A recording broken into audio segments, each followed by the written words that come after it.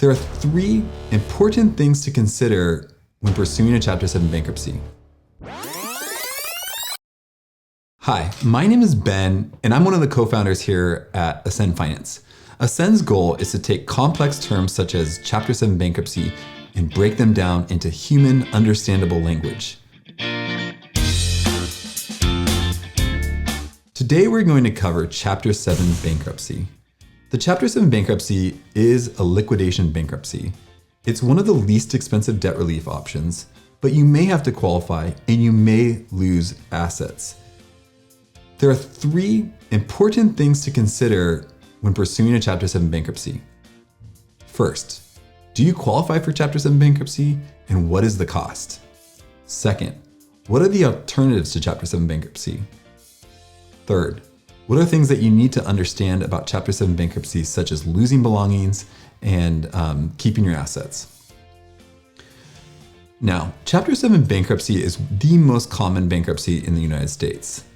For example, I wouldn't be surprised if over 2/3 of the bankruptcy filed in the United States is a Chapter 7 bankruptcy. Let me discuss just how a Chapter 7 bankruptcy works. There are two main things that people really like to understand about Chapter 7 bankruptcy: how fast they can get debt relief and how much does that debt relief cost. When comparing Chapter 7 bankruptcy to other debt relief options, Chapter 7 bankruptcy often wins in both categories over alternatives such as Chapter 13 bankruptcy, debt negotiation, debt management, and debt payoff planning. Let's kind of cover those two variables, cost and duration, in greater detail. How fast can you get Chapter 7 bankruptcy debt relief? You can often get a Chapter 7 bankruptcy discharge in as little as 120 days. That is a typical time it takes for a no-asset Chapter 7 bankruptcy case. No asset generally means that you do not own a home or other assets that may be above your state's bankruptcy exemptions. Second, how much does it cost to file a Chapter 7 bankruptcy? The Chapter 7 bankruptcy consists often of an attorney fee and a filing fee. The attorney fee is only there if you decide to file with an attorney. The bankruptcy attorney fee for Chapter 7 bankruptcy tends to be anywhere between $500 and $3,000. That really depends on where you live, the complexity of your case, how much interaction do you actually have with the bankruptcy attorney, and the expertise of that attorney. So we actually built a Chapter 7 qualification on cost calculator, and I will include a link in the description below for you to estimate the Chapter 7 qualification cost in your zip code, in your city. Also, there are instances where the cost of filing bankruptcy can be reduced via things like a filing fee waiver. Those are for people that are have a percentage difference based on there's a percentage difference of what they make in relation to the poverty guidelines.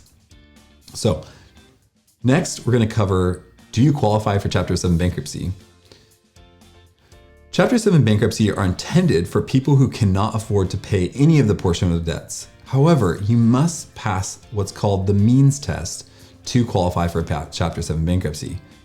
We built the Chapter 7 bankruptcy calculator that's included in the calculations below, in the description below, to help you estimate whether you qualify.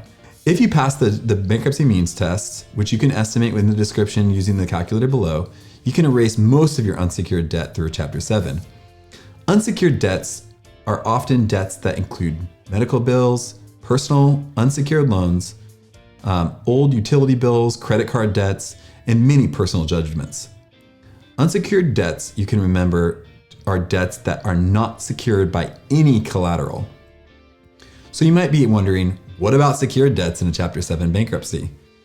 If you want to get rid of secured debts like car loans and mortgages in Chapter 7, you may need to surrender that asset in the Chapter 7 bankruptcy. Next, let's go ahead and cover the Chapter 7 bankruptcy means test and how you qualify for a Chapter 7 bankruptcy. Before I begin, I want to let you know that your situation is unique. So I do appreciate if you add a comment or a like to help me understand a little bit more about your situation so I can answer the questions below. So let's go back to qualification. An important element in filing bankruptcy is the bankruptcy means test. The test is based on your income against the median income of other households in your state. Now, our calculator below in the description already takes into consideration the most recent means test data, but we're going to cover a little bit about it in case you wanted to do it yourself. If your average annual income or median income is below your state median guideline, you may be able to qualify for Chapter 7 bankruptcy discharge. Now, let's say your income exceeds the state's median income guidelines. Can you still qualify for a Chapter 7 bankruptcy? In some cases, you can still qualify for a Chapter 7 bankruptcy even if you exceed the income for your state's guidelines. We actually even built a Chapter 7 above median calculator to help you estimate whether you qualify for a Chapter 7 bankruptcy, even if you're above that median income. And so what happens is after you fail, if you fail the first part of the means test, there's a second part which takes into consideration your actual expenses. So how much do you pay for rent and all those other, your cars, all these different things. And does that help you qualify for Chapter 7, even if you are above the median for your state? Now, each state is different, and each state's median's guidelines change every 6 months or so.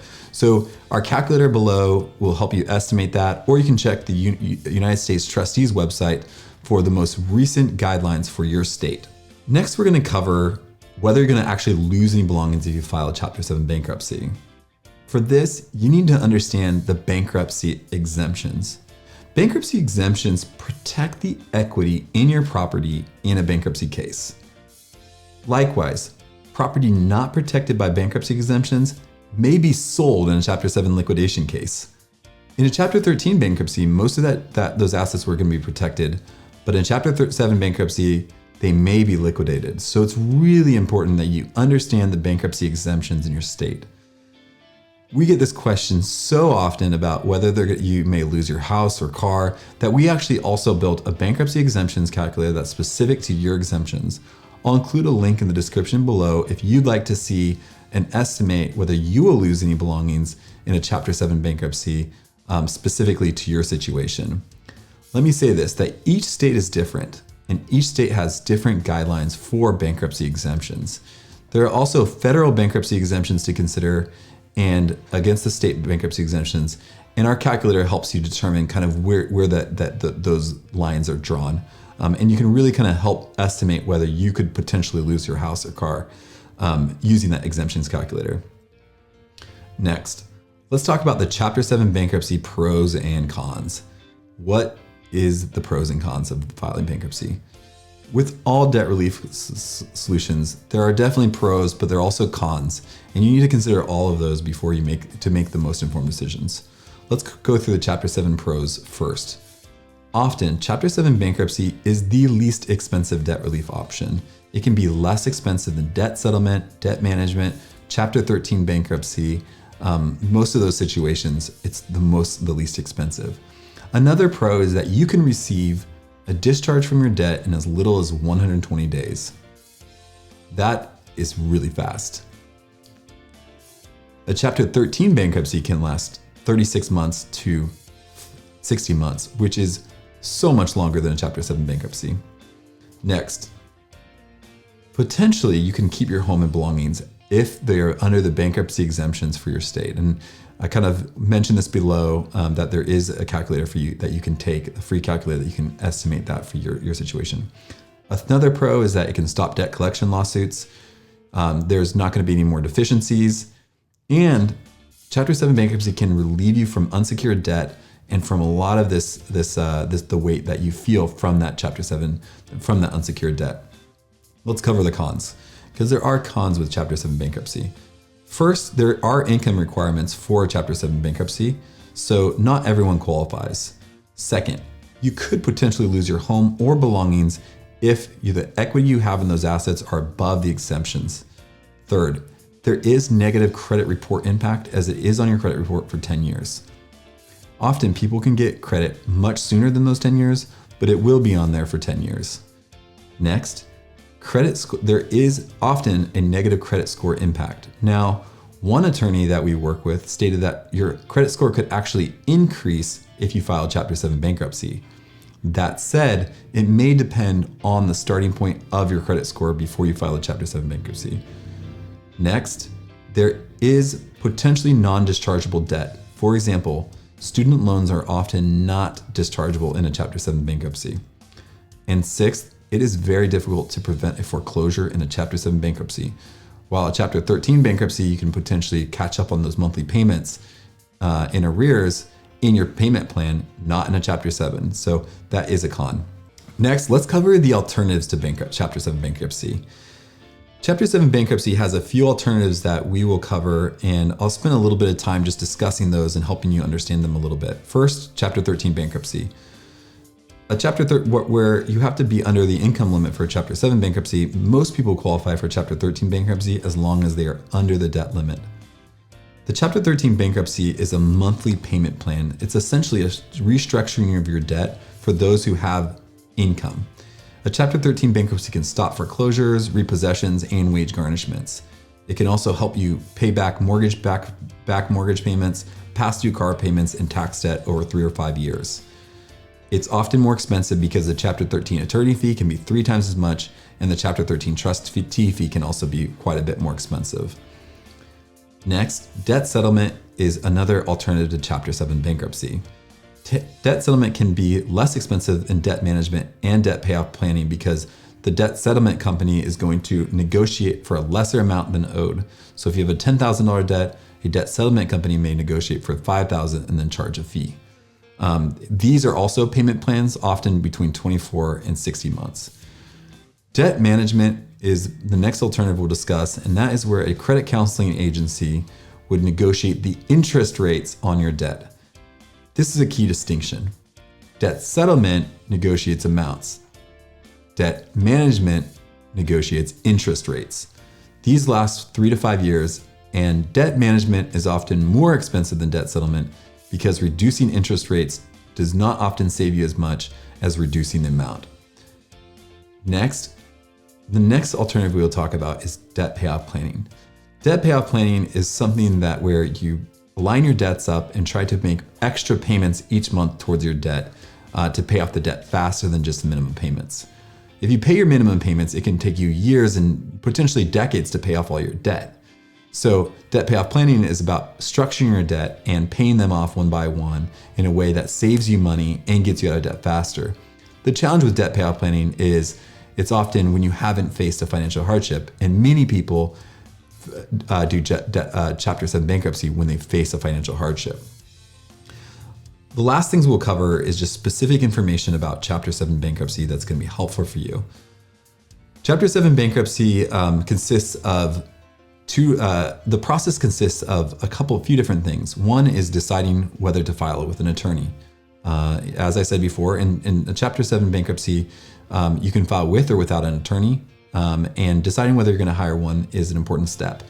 In Chapter 7 bankruptcy, there will be two different courses that are mandatory. One's a credit counseling course and one's a debtor education course. Those courses are both mandatory and can cost a little bit of money, and those are going to be both required for your Chapter 7 bankruptcy discharge. And on the U.S. Trustee's website, you can find the approved courses that are online that you can take at your disposal. Next, you'll have a meeting of creditors where you will have your bankruptcy attorney, if you file with one, will be present, and there will be a certain number of questions that the trustee or someone that will work with the trustee will ask to help them determine whether you qualify for a Chapter 7 bankruptcy and whether there are any red flags to consider. You will also have different forms and different articles and documents that you'll have to submit with your bankruptcy attorney to your bankruptcy attorney that will also come into play for your Chapter 7 bankruptcy. So you'll have a lot of different documents and things like that will help determine your financial situation. And there will be forms that will be submitted that will help determine whether you qualify for a Chapter 7 bankruptcy and whether there are any non-exempt assets that need to be sold. Whew. That was long. I hope this video has been really helpful to help you understand Chapter 7 bankruptcy and explain it in a way that's simple to understand and also can help you understand the cost and the qualification. Feel free to take the Chapter 7 calculator below in the description to help you estimate the cost and qualification for your situation and compare it to various alternatives such as Chapter 13 bankruptcy, debt settlement, and debt management. Finally, if you enjoyed this video, I would definitely like it if you'd like to subscribe, as it helps encourage me and helps me want to create more content that's going to be that breaking down these difficult bankruptcy terms into simple human language. Finally, I would love to, your situation is unique and I totally realize that. So if you have any questions, please comment below and I'd love to answer them as quickly as possible. We are not bankruptcy attorneys, so we do not provide legal advice, but we can provide information and point you to the right direction in terms of bankruptcy attorneys in your area that can help you solve your issue and decide whether, and help you in determining whether to file a case.